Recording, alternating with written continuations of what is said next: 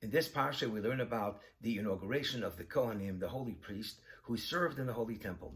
It says the Torah that they should make special priestly garments for the Kohanim, and when the Kohanim priests, when they put on the special priestly garments, they became designated and holy as Kohanim.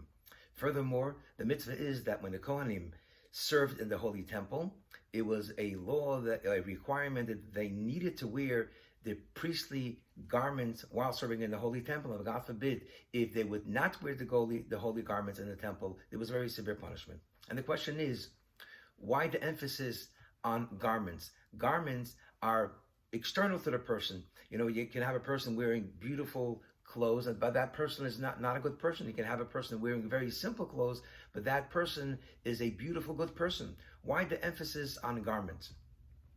Chassidus explains that we have a soul and we have garments. Our soul is our intellect, emotions, and then we have three garments: thought, speech, and action. And the soul expresses itself through the three garments of thought, speech, and action in order to study the Torah and do Hashem's mitzvot.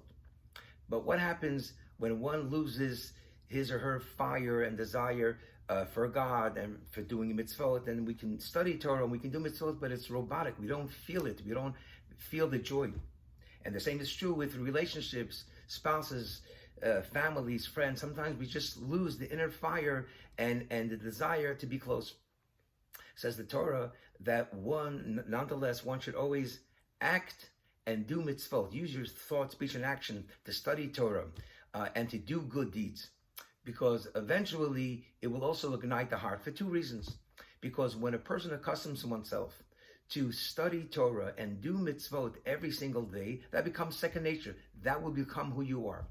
And the essential reason is because mitzvot are God's sparks. A mitzvah is God's commandment and God's light. When we do a mitzvah, we draw down a godly light. So the mitzvahs are the godly sparks.